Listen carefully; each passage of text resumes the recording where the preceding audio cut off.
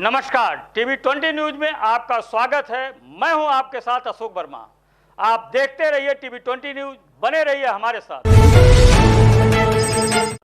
आज गोरखपुर क्षेत्र के क्षेत्रीय अध्यक्ष डॉक्टर धर्मेंद्र सिंह को विधान परिषद सदस्य बनाए जाने पर जनपद आजमगढ़ में प्रथम आगमन पर बड़ा गांव बाजार में देवतुल्य कार्यकर्ताओं के साथ ऐतिहासिक स्वागत किया गया। अमर शहीद सौदागर सिंह के प्रतिमा पर पुष्पांजलि अर्पित किया। महुला बाजार में जिला अध्यक्ष ध्रुव सिंह के नेतृत्व में क्षेत्रीय अध्यक्ष सदस्य विधान परिषद डॉक्टर धर्मेंद्र सिंह का भव्य स्वागत हुआ। स्वागत गोरखपुर क्षेत्र के क्षेत्रीय मीडिया प्रभारी पिछड़ा वर्ग मोर्चा मोनू विश्वकर्मा ने किया।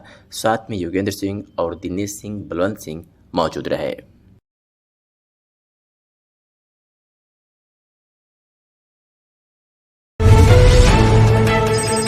डॉक्टर धर्मेंद्र सिंह को नवनिर्वाचित विधान परिषद सदस्य होने के उपरांत जनपद आजमगढ़ के प्रथम आगमन पर जैनपुर बाजार में अभिषेक राय द्वारा सैकड़ों समर्थकों को शंख फूल माला पहनाकर जोरदार स्वागत किया गया। इस दौरान अभिषेक राय ने कहा कि आज हम लोगों ने डॉक्टर धर्मेंद्र सिंह का स्वागत किया है, साथ ही संगठन को नई ऊर्जा मिली है और हम लोग और भी मजबूती के साथ काम करेंगे। साथ ही अभिषेक ने बताया कि मैं जैनपुर नगर पंचायत से चेयरमैन पद के लिए तैयारी कर रहा हूं। हमारा मुद्दा जैनपुर का विकास होगा। जनता ने मौका दिया तो जैनपुर की तस्वीर जरूर बदलेगी। इस मौके पर सभासद चंद्रजीत यादव, सभासद राजकुमार, बूथ अध्यक्ष बेचू, संदीप सिंह, मंडल अध्यक्ष युवा मोर्चा अनंत राय, विकास राय, भोलू, रितेश आदि लोग मौजूद रहे। अभिषेक राय नाम हुआ मेरा और मैं नगर पंचायत जैनपुर की चेयरमैन पद पर हूँ। आज आपने स्वागत का कार्यक्रम रखा था, क्या कहेंगे आप? आज माननीय क्षेत्रीय अध्यक्ष धर्मेंद्र जी हमारे यहाँ उपस्थित हुए और उनके आजमगढ़ दौरे के कार्यक्रम में उनका स्वागत किया गया और उनसे मिला और उनका आशीर्वाद किया। हम लोग नगर पंचायत में तैयारी कर रहे हैं। एक विकास का मुद्दा हमने लोगों के बीच में रखा है और विकास के मुद्दों पर हम चुनाव लड़ेंगे और लोग जनता से और लोगों से यही अपील है कि आने वाले समय को और विकास को देखते हुए अपने मत को। अगर आपको जनता मौका देती तो क्या तस्वीर रहेगी जैनपुर? देखिए, तस्वीर तो क्या है, जनता अगर एक बार प्यार और जनता एक बार मौका देती है तो बिल्कुल नगर पंचायत के विकास के मुद्दों को लेकर के नगर पंचायत में काम करें। आजमगढ़ जनपद से खबर है, जहां शासन के निर्देश पर मादक पदार्थों के विरुद्ध अभियान चलाया जा रहा है, जिसके क्रम में पुलिस अधीक्षक के निर्देश पर जिले में भी अभियान चलाया गया, जिसमें एक सप्ताह के अंदर पुलिस ने कुल 34 लोगों को जेल भेजा है। पुलिस अधीक्षक ने बताया कि लगभग 8 लाख रुपयों के करीब पुलिस ने अवैध गांजा और हेरोइन बरामद की है। इसी प्रकार शराब माफियाओं के खिलाफ भी बड़ी संख्या में कार्रवाई की गई है। मीडिया को पुलिस अधीक्षक अनुराग आर्य ने विधिवत जानकारी दी है और इस जानकारी में आप सुनिए कि पुलिस ने मादक पदार्थों के विरुद्ध चलाए गए अभियान में वो कौन कौन सी कार्रवाई की है और कितने लोगों को गिरफ्तार कर सलाखों के पीछे भेजा है। क्या प्रकरण है? शासन के निर्देशानुसार 24 अगस्त से 31 अगस्त तक मादक पदार्थों और अवैध शराब के कारोबारियों के विरुद्ध एक अभियान चलाया गया है। इसमें जो NDPS एक्ट में 34 अभियुक्तों के विरुद्ध 32 मुकदमे दर्ज किए गए हैं। एक हफ्ते के अंदर 34 लोगों को जेल भेजा गया है। कुल लगभग 50 किलो गांजा और 10 ग्राम हेरोइन, जिसकी कीमत लगभग 8.5 लाख रुपए है, ये बरामद की गई है। इसी प्रकार से अवैध शराब में 69 अभियुक्तों के विरुद्ध 69 अभियोग पंजीकृत करते हुए 1150 लीटर शराब बरामद की गई है, जिसकी कीमत लगभग 3.5 लाख के आसपास है।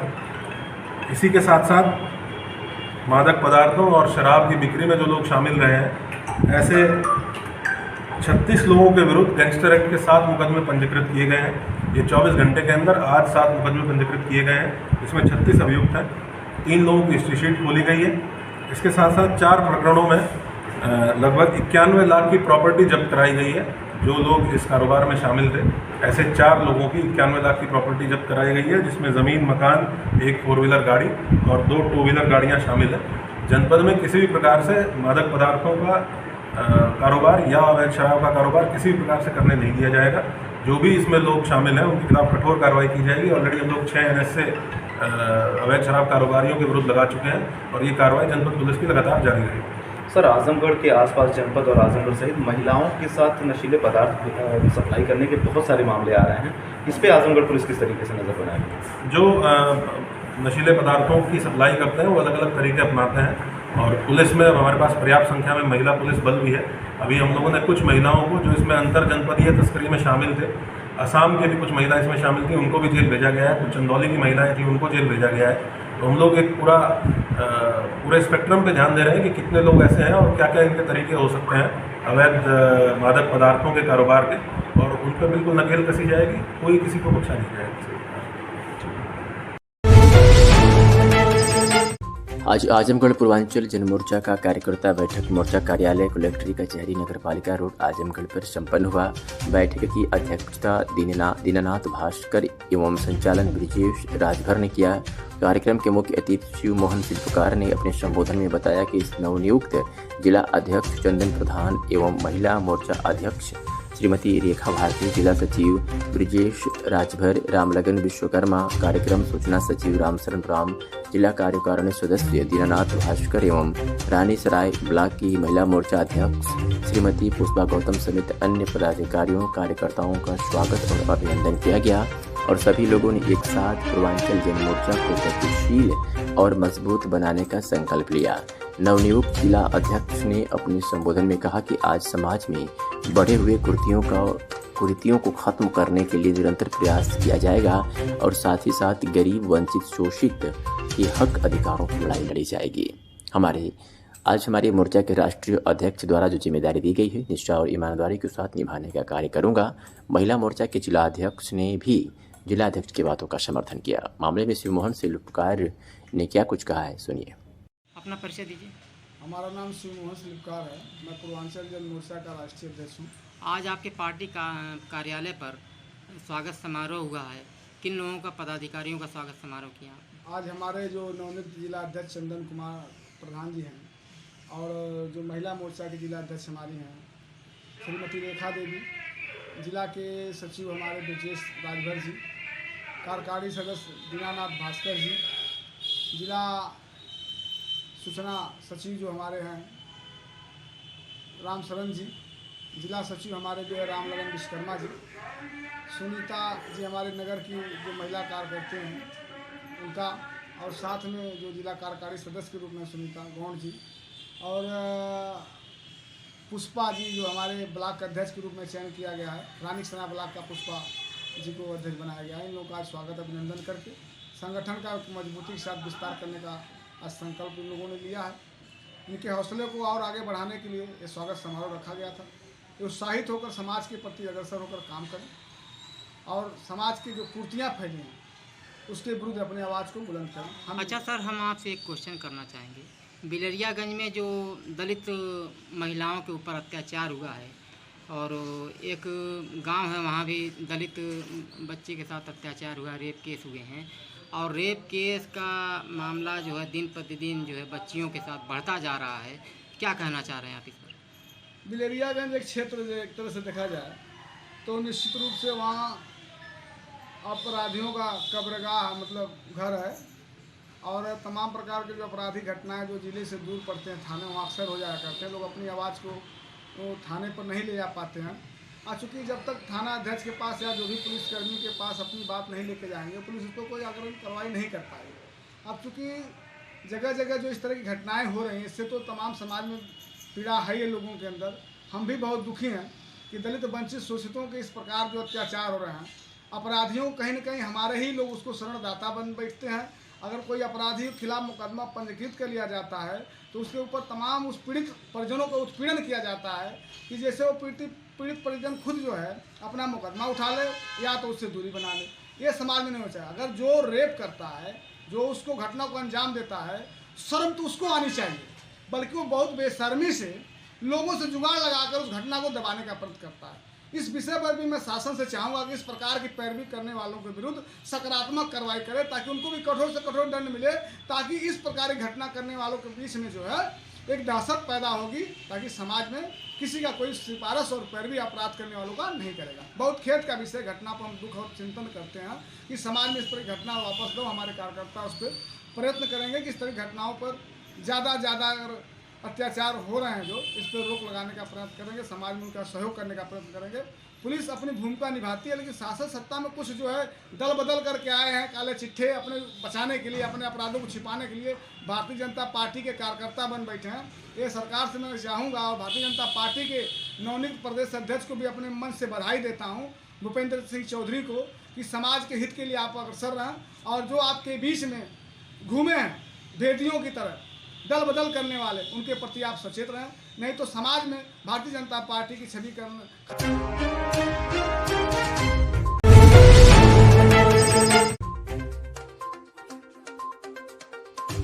आजमगढ़ की अतरौलिया से खबर है, जहां किसानों में मायूसी छाई हुई है, जिसका कारण यह कि अगस्त माह बीतने के बाद भी अभी तक बारिश नहीं हुई, जिसके कारण धान की फसल सूखने की कगार पर पहुंच चुकी है।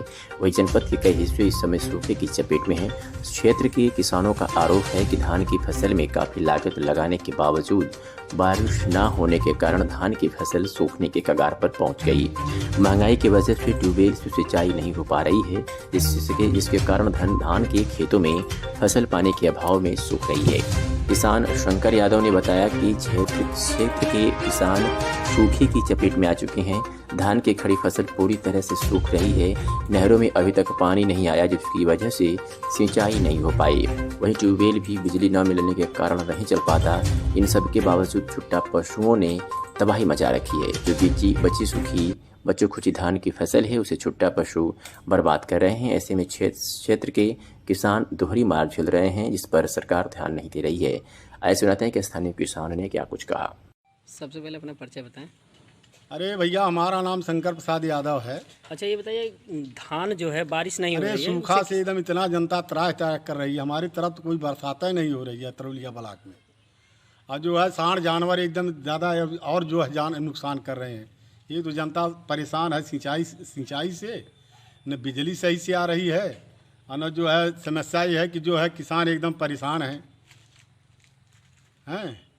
और जौन है पानी सही से मिल पावत है, और जौन है एकदम किसान एकदम रात में चले लाकना है, इतना जानवर उबियाल हमें कीड़ा बिच्छी।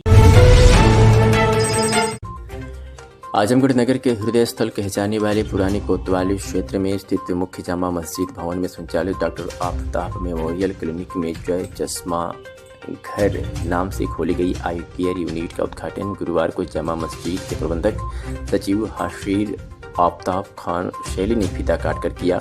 लोकार्पण समारोह को संबोधित करते हुए उन्होंने अपने स्वर्गीय पिता डॉक्टर आफताब अहमद के जीवन वृत्त पर प्रकाश डालते हुए कहा कि मेरे स्वर्गवासी पिता सेना के मेडिकल कोर में कर्नल पद से सेवानिवृत्त होने के बाद समाज सेवा के क्षेत्र में उतरे और उन्होंने जनपद में अपना एक मुकाम हासिल किया। उनके निधन के बाद उनकी स्मृति में संचालित की जा रही इस मेडिकल केयर यूनिट में आर्थिक रूप से कमजोर व गरीबों को एक ही छत के नीचे उपचार से संबंधित सभी समस्याओं का निदान किया जाना ही मेरे पिता के प्रति सच्ची श्रद्धांजलि होगी। उनके अधूरे सपनों को पूरा करना मेरी नैतिक जिम्मेदारी है। इस संस्थान में एक्सरे और सोनोग्राफी के साथ ही पैथोलॉजी की भी सुविधा शीघ्र शुरू कर दी जाएगी। जन सहयोग से संचालित इस संस्थान द्वारा गरीब व मजदूर तबके के लोगों को निःशुल्क चिकित्सा सुविधा मुहैया कराए जाने की पहल शुरू हो चुकी है। इस अवसर पर परवेज अहमद, चिन्नू भाई, प्रतीक श्रीवास्तव, जय सहित तमाम प्रबुद्धजन उपस्थित रहे।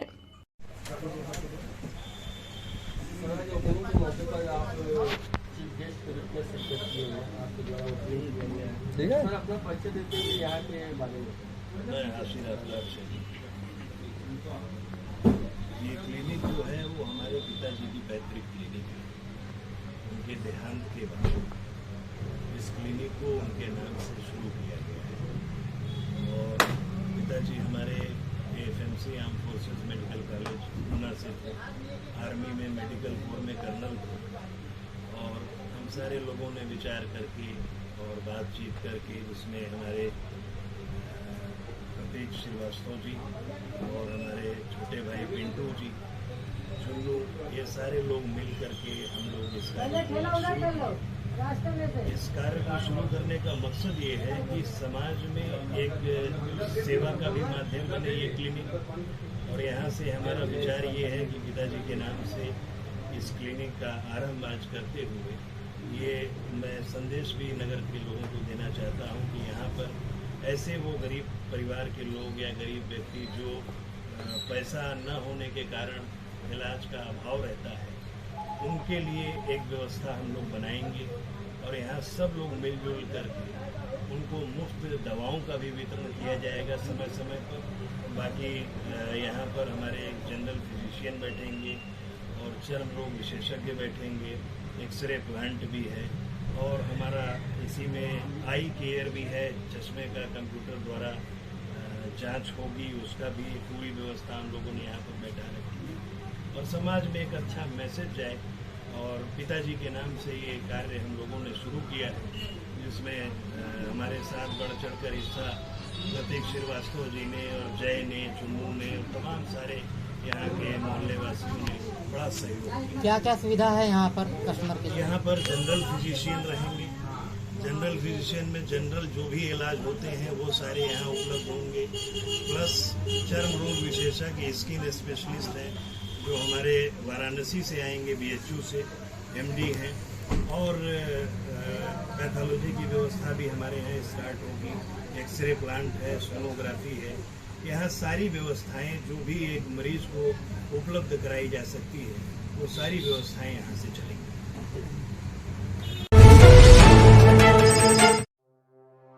आजमगढ़ के अतरौलिया स्थित राजा जयलाल सिंह सौसैया संयुक्त चिकित्सालय का आज दिन में लगभग 1:30 बजे के करीब जिलाधिकारी विशाल भारद्वाज ने औचक निरीक्षण किया। निरीक्षण के दौरान सर्वप्रथम इमरजेंसी में जाकर मरीजों से हाल चाल लिया। तत्पश्चात इमरजेंसी में रखी दवाइयों के बारे में भी जानकारी ली। एक्सरे रूम में जाकर एक्सरे टेक्नीशियन से भी एक्सरे ब्लेड और रिपोर्ट के बारे में जानकारी ली। पैथोलॉजी लैब में जाकर जिलाधिकारी ने टेस्ट और ब्लेड सैंपल के बारे में जानकारी हासिल की। वही कुछ मशीनें खराब होने पर तत्काल उन्हें बनवाने का निर्देश दिया। अस्पताल में साफ सफाई पर संतोष जताया। जिलाधिकारी ने emergency x ray room, pathology, radiology, medical का निरीक्षण किया। जिलाधिकारी विशाल भारद्वाज ने बताया कि मेरे द्वारा आज अस्पताल का निरीक्षण किया गया है। विशेष रूप से कुछ स्टाफ और डॉक्टर की कमी है। स्त्री रोग विशेषज्ञ, एनेस्थीसिया, रेडियोलॉजिस्ट, पैथोलॉजिस्ट यहाँ कोई नहीं है। ऑक्सीजन प्लांट भी क्रियाशील नहीं पाया गया। वही पैथोलॉजी में भी कुछ मशीनें हैं जो ठीक नहीं हैं, उन्हें शीघ्र ठीक करवाकर क्रियाशील करने की दिशा निर्देश दिए गए। डॉक्टरों की कमी पर बोले कि इसके लिए शासन को अवगत कराया जाएगा और जल्द से जल्द यहाँ पर तैनाती कराई जाएगी। आइए सुनाते हैं कि जिलाधिकारी विशाल भारद्वाज ने क्या कुछ कहा।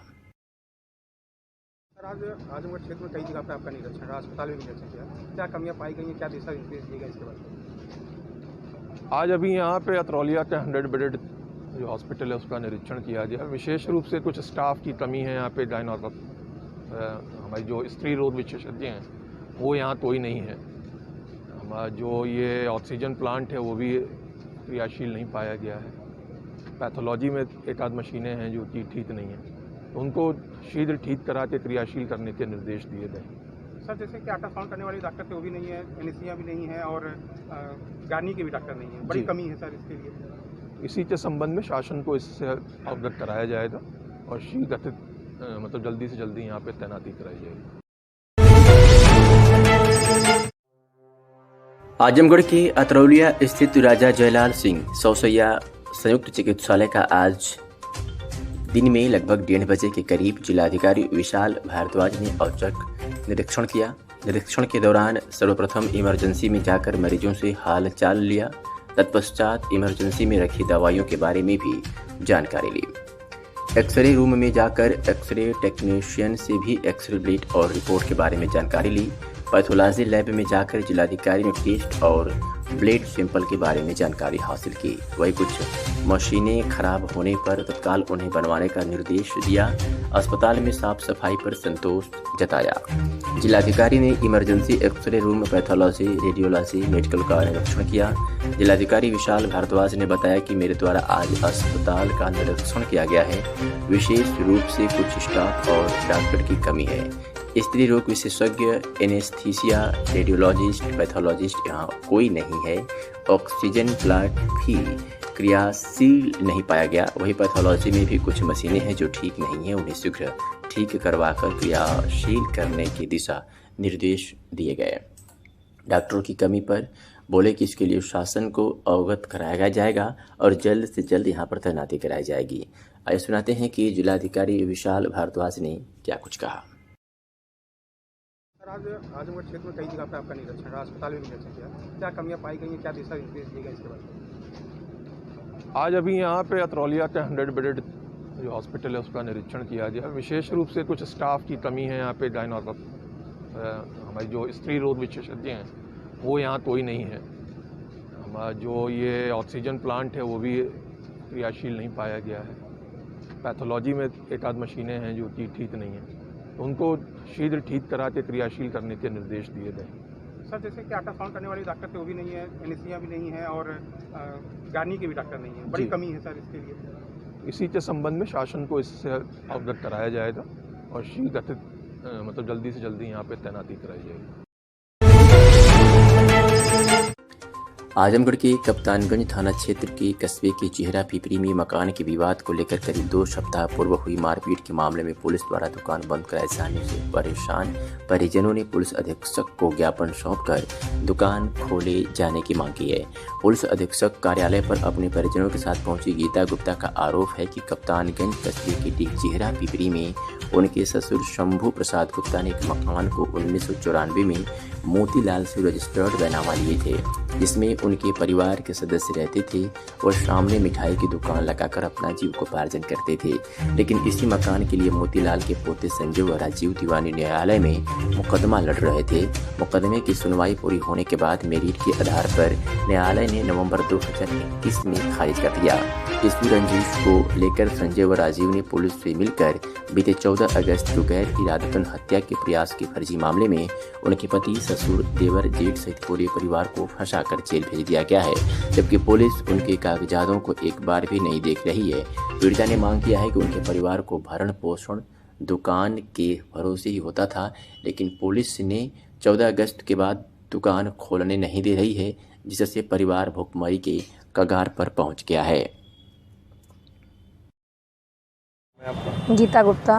आज एसपी साहब के यहाँ हैं, क्या मामला है पूरा बताएं। सर हमारे कप्तानगंज बाज़ार में हमारी दुकान है जी सर, और जैसे हमारे विपक्षी लोग हम लोगों को दुकान भी नहीं खोलने दे रहे हैं। इस समय हमारे घर के लोग को सभी लोगों को बंद कर दिए। आदमी में कोई नहीं है सर, बस हम लोग औरतें हैं, वो खोलने भी जा रहे हैं तो लोग नहीं खोलने दे रहे हैं दुकान, और बार बार हम लोग को प्रताड़ित करके हम लोग को दुकान बंद करवा रहे हैं। क्यों नहीं खोलने दे रहे हैं, क्या मामला है? कह रहे हैं कि जो फरार है उनको हाजिर कराइए। सर हम लोग केवल औरतें खोल नहीं, 2 छोटे बच्चे हैं। विवाद कैसा है वो? विवाद केवल सर ज़मीन को लेके है। हमारा उस पर हो गया कोर्ट से, लेकिन वो मानने को तैयार नहीं, अपना ताला बंद कर दिए हैं। और एक छोटी सी दुकान और है मीठे के बगल में हम लोग की, उसको भी बंद करवा रहे हैं। हम लोग सर 15-20 दिन से हम लोग नीचे सो रहे हैं दुकान के, कि उसमें भी न लोग ताला मार दें। अगर आपकी दुकान है, आप मुकदमा जीत गई हैं, तो इस संबंध में आपने थाने पे तहरीर दी? जी सर, लेकिन सर हम लोग थाने पे जाते तो थाने पे कोई कार्रवाई हम लोग की तरफ से नहीं होती है। कहते हैं कि कागज़ सब लोग आपका फर्जी है, आप लोग इस पर कोई कार्रवाई नहीं करेंगे। हम लोग इस संबंध में अगर आपकी डिग्री हुई तो आप कोर्ट में क्यों नहीं एक एप्लीकेशन डाली है?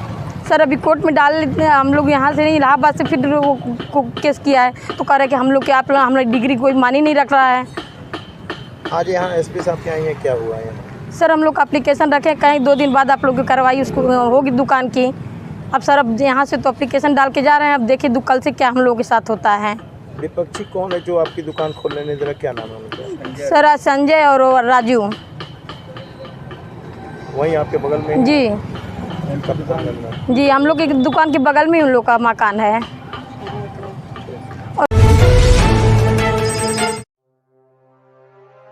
जिलाधिकारी विशाल भारद्वाज ने विकासखंड पवई, सामुदायिक स्वास्थ्य केंद्र पवई एवं ग्राम छज्जोपट्टी विकासखंड पवई में बन रहे अमृत सरोवर का आकस्मिक निरीक्षण किया।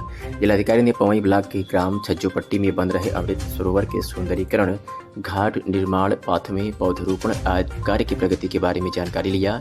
उन्होंने तालाब पर मनरेगा के तहत कार्य कर रहे मजदूरों से वार्ता भी किया। वार्ता के दौरान एक महिला श्रमिक से पूछा कि कितने दिनों से काम कर रही हो, तो उसने बताया कि जब से तालाब बन रहा है तब से काम कर रही हूँ।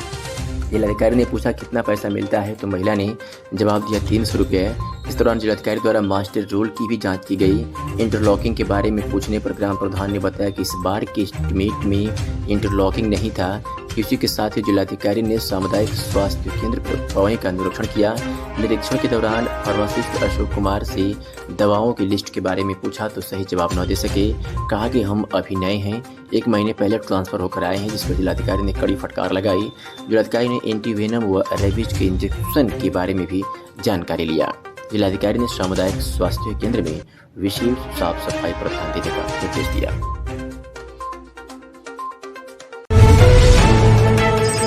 आजमगढ़ ब्लॉक के जोहानागंज के ग्राम सभा बड़हलगंज का मामला थमने का नाम नहीं ले रहा है। ग्राम सभा के ग्रामीण दबंग बाहुबली पूर्व प्रधान व प्रधानपति महबूब आलम की कार्यशैली से तंग आकर जिलाधिकारी आजमगढ़ से न्याय की गुहार लगाई है।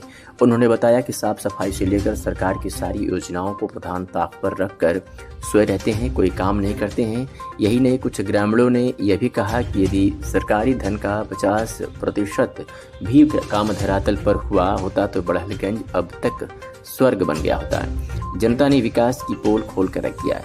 ग्रामीणों ने यह भी बताया कि पूर्व प्रधान महबूब आलम है, लेकिन वर्तमान प्रधान उनकी पत्नी रूही परवीन है, जो चाहते हैं मनमानी करवा लेते हैं। कोई कुछ बोलने को सोच नहीं पाता है, क्योंकि दबंग प्रधान महबूब आलम एक नंबर गालीबाज भी हैं। इनकी गालियां भी हर कोई सुन नहीं सकता। एक सांस में इतनी गालियां भी देते हैं, गंदी गति की आप गिनती नहीं कर पाएंगे। इसका जीता जागता प्रमाण है 70 वर्षीय रिटायर्ड पोस्ट ऑफिसर को गाली देने के उपहार में दबंग प्रधानपति महबूब आलम पर जोहानागंज थाने में एक FIR भी हो चुका है। इंडिया हैंडपंप पर सरकारी धन का बंदरबांट किया गया है। इसे तमाम आरोप शिकायती पात्रों के साथ शिकायती पक्ष के माध्यम से लगाया है। सुनिए क्या कुछ कहा शिकायत करता है। क्या नाम है आपका? मेरा नाम मोहम्मद उस्मान। कहाँ के रहने वाले हैं? आज DM साहब क्या आए थे ज्ञापन देने, अब क्या मामला था? हाँ, एक प्राइमरी स्कूल है, उसकी दीवार तोड़ करके सगवाले तोड़ करके मटेरियल ले जा रहे हैं बिल्डिंग में। छोटे छोटे बच्चे हैं, भाई हादसा का डर है, इसलिए मैं आया था उनको एप्लीकेशन देने। ये महबूब आलम क्या है वहाँ? जी, महबूब आलम क्या है? उनकी औरत प्रधान है, वही परवीन। अच्छे, तो क्या चाहते हैं आप लोग? बस वही चाहते हैं कि सर उसको जो है श्रद्धावाली राय है उसको सही किया जाए और बच्चे अपना पढ़े लिखे। मतलब बच्चे कभी हादसा भी हो सकता है। स्कूल की सरकारी बाउंड्री तोड़े हैं वो? जी। तो इस पर कोई आप लोगों ने उनको मना किया, कोई विरोध किया क्या? वापस हम लोग दिए थे, वहाँ कोई सुनवाई नहीं हुई। किसको आप दिए थे? BSA बेसिक BSA को।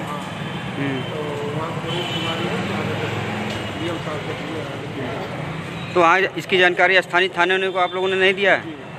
अच्छा, तो आप लोग की आखिरी मांग क्या है, क्या चाहते हैं? बस आखिरी मांग वही है कि जो छतवाली उसको लाई गई उसको सही करके और पढ़ाई हो कायदे से बच्चों स्कूल छोटी छोटी बच्चों के साथ में हो, यही है।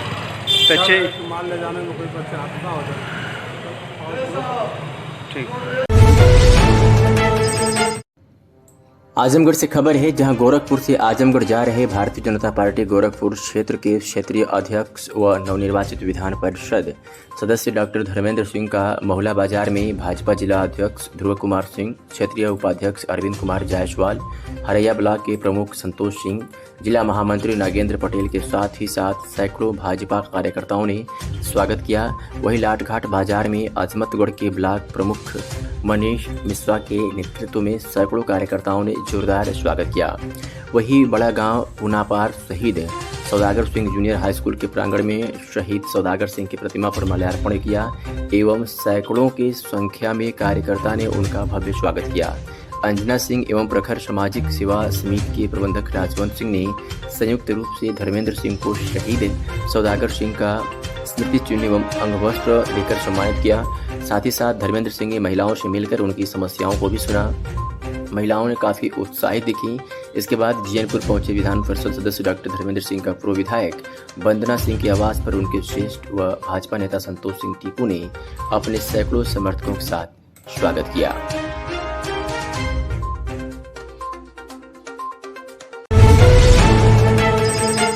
आजमगढ़ के नेहरू हाल में डॉक्टर धर्मेंद्र सिंह का भव्य स्वागत समारोह का आयोजन किया गया। विधान परिषद सदस्य बनने के बाद नेहरू हाल में स्वागत समारोह आयोजित किया गया था। कार्यक्रम में भारी संख्या में नेता व कार्यकर्ता मौजूद थे, जिसमें मुख्य रूप से भाजपा जिला अध्यक्ष ध्रुव सिंह, प्रदेश कार्य समिति के सदस्य अखिलेश मिश्र, पूर्व अध्यक्ष जयनाथ सिंह आदि उपस्थित रहे। आइए सुनाते हैं कि डॉक्टर धर्मेंद्र सिंह ने क्या कुछ कहा। आज हम लोग के लिए बड़ा हर्ष का विषय है। हमारे भारतीय जनता पार्टी गोरखपुर क्षेत्र के माननीय क्षेत्रीय अध्यक्ष डॉक्टर धर्मेंद्र सिंह जी को विधान परिषद सदस्य MLC बनाए जाने के उपरांत प्रथम आजमगढ़ आगमन पर स्वागत कार्यक्रम रखा गया है और ये सभी भारतीय जनता पार्टी के कार्यकर्ताओं के लिए बहुत ही गर्व का विषय है। एक कार्यकर्ता को MLC बना करके उत्तर प्रदेश के संगठन ने एक बहुत बड़ा संदेश दिया है। गोरखपुर क्षेत्र में लगातार दो बार क्षेत्रीय अध्यक्ष के रूप में, उससे पहले क्षेत्रीय मंत्री और उससे पहले गोरखपुर महानगर के अध्यक्ष के रूप में डॉक्टर धर्मेंद्र सिंह जी ने भारतीय जनता पार्टी को मजबूत करने का बहुत सारे कार्य किए, जिसके फलस्वरूप पार्टी ने उन्हें आज MLC बना करके सौगात दिया है। ये हम सभी कार्यकर्ताओं के लिए बहुत ही गर्व का विषय है कि एक कार्यकर्ता को MLC पार्टी ने बनाया है। वैसे तो मैं गोरखपुर क्षेत्र का अध्यक्ष होने के नाते आजमगढ़ में अक्सर आता रहा हूँ, लेकिन मैं 2022 के उपचुनाव के बाद पहली बार आया हूँ विजय के बाद, और मैं कह सकता हूँ कि दुनिया के अंदर भारत के यशस्वी प्रधानमंत्री नरेंद्र भाई मोदी जी ने जिस प्रकार से अपनी योजनाओं के माध्यम से आज दुनिया के सर्वोच्च नेता हैं, हमारे भारत के यशस्वी प्रधानमंत्री हैं, उनकी नीतियां और उत्तर प्रदेश के यशस्वी मुख्यमंत्री योगी आदित्यनाथ जी ने जो काम किया, दोनों सरकारों के काम के आधार पर मैं आजमगढ़ की जनता जनार्दन का आभार प्रकट करना चाहता हूँ। आजमगढ़ के सभी तपस्वी कार्यकर्ताओं का आभार प्रकट करना चाहता हूँ कि 2022 के उपचुनाव में दिनेश लाल निरहुआ के रूप में उन्होंने भारतीय जनता पार्टी को प्रचंड बहुमत से जिताकर भेजा है और मुझे विश्वास है कि आजमगढ़ के तपस्वी कार्यकर्ताओं के बल पर आजमगढ़ की जनता जनार्दन आने वाले अब हर चुनाव में भारतीय जनता पार्टी को विजयश्री दिलाएगी।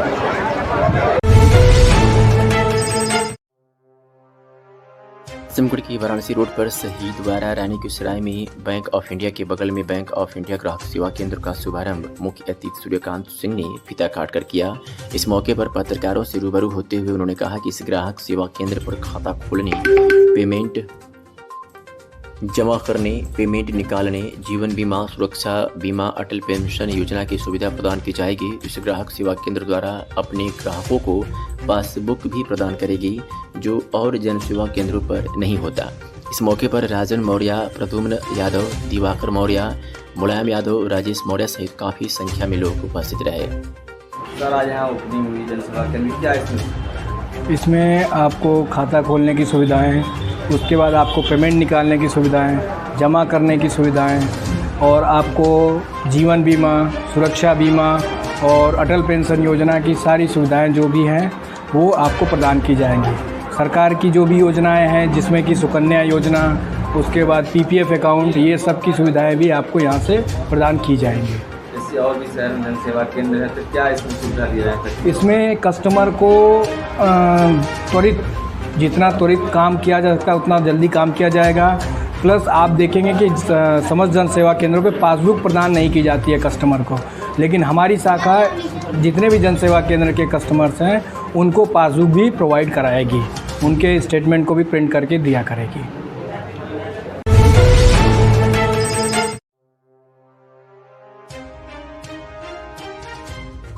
अतरौलिया से खबर है, जहां आज सहारा इंडिया में पैसा जमा करने वाले निवेशकों तथा अभिकर्ताओं ने एक जन जागरूकता रैली निकाली, जिसके माध्यम से लोगों को जागरूक किया गया। अभिकर्ता के हाथ में लिखा स्लोगन "गली गली में चोर है, सुब्रत राय चोर है" लेकर पूरे नगर पंचायत का भ्रमण किया तथा सहारा इंडिया में निवेश करने वाले लोगों को जागरूक किया गया। इस दौरान अभिकर्ताओं ने बताया कि सहारा इंडिया ने हम लोगों द्वारा कई वर्षों से लोगों का पैसा जमा किया जा रहा है, लेकिन सहारा इंडिया बैंक लोगों का पैसा हजम कर गई और मांगने पर नहीं दिया जा रहा, जिसके लिए एक जन जागरूकता अभियान चलाकर सहारा इंडिया में निवेश करने वाले लोगों को जागरूक किया जा रहा है। और यह भी बताया जा रहा है कि अब कोई भी सहारा इंडिया में पैसा ना जमा करे, नहीं तो उसका पैसा डूब जाएगा। वही शासन प्रशासन से मांग की गई है कि जल्द से जल्द निवेशकों का पैसा उन्हें वापस दिलाया जाए, जिसके लिए निवेशक अभिकर्ताओं को बार बार परेशान कर रहे हैं। इस दौरान अभिकर्ताओं ने प्रत्येक चौराहों पर ध्वनि सुधारक यंत्रों से लोगों को जागरूक किया। पैसा जमा करने वाले निवेशक देवमन यादव ने बताया कि सहारा इंडिया में मेरा लाखों रुपया फंसा हुआ है, बार बार बैंक का चक्कर काट रहा हूं, लेकिन बैंक द्वारा तरह तरह की स्कीम बताकर मुझे पैसा नहीं दिया जा रहा है। आइए सुनाते हैं कि सहारा बैंक के अभिकर्ता और उपभोक्ताओं ने क्या कुछ कहा। नाम भी आपका? देवमणि यादव। कहाँ निवासी? हैदरपुर खास। आप सहारा बैंक में कुछ पैसे जमा किए हैं? हाँ, नहीं मिला, इसके बारे में बताइए। लमसम 2.5-3 लाख रुपए जमा किए हैं। और उसके बाद जब जाते हैं तो स्कीम में स्कीम डालते हैं, कन्वर्जन कर देते हैं इसमें उसमें 90 महीना 96 महीना में करके खाली चूतियाँ बना रहे हैं। तो पैसा मांगते हैं तो क्या कहते हैं? कहते हैं कि अभी मिलेगा जब पूरा हो जाएगा तब। तो ऐसे आपके हिसाब से कुछ और लोग भी होंगे यहाँ पे? बहुत जने हैं। लगभग कितना लोगों का अगर पड़ोसी भी है कुछ पैसा फंसा है? 7-8 लोग हमारे खाते हैं। सबका पैसा फंसा है? सबका फंसा है। क्या चाहते हैं आप लोग? हम लोग अपना पेमेंट चाहते हैं। नाम है भैया? सुनेश प्रजापति। क्या है सहारा बैंक का, क्या है इसके बारे में बताइए। सहारा इंडिया में हम लोगों का पैसा जमा है, हम लोग कार्यकर्ता हैं और हमारे साथ जमाकर्ता भी हैं। आज 2012 से हम लोगों का पैसा नहीं मिल रहा है, स्कीम पे स्कीम लिया कर कन्वर्ट किया जा रहा है। हम लोग सोच रहे हैं एक जमाकर्ताओं का पेमेंट हो जाए, हम लोगों का संघर्ष यही है। अभी भी कुछ बैंक द्वारा पैसा लिया जा रहा है? अभी कुछ हमारे क्षेत्र में आजमगढ़ में या पूरे प्रदेश में दिल्ली हाई कोर्ट 23 मार्च 2022 को रोक लगा दिया है। उसके बाद भी लोग पैसा जमा करा रहे हैं, जमाकर्ताओं को गुमराह कर रहे हैं। हम लोग सोच रहे हैं जमाकर्ता आगे निकल के आए, कहीं पैसा जमा न करे सहारा की किसी स्कीम में। आप एजेंट हैं, आपके नीचे कितने उपभोक्ता हैं?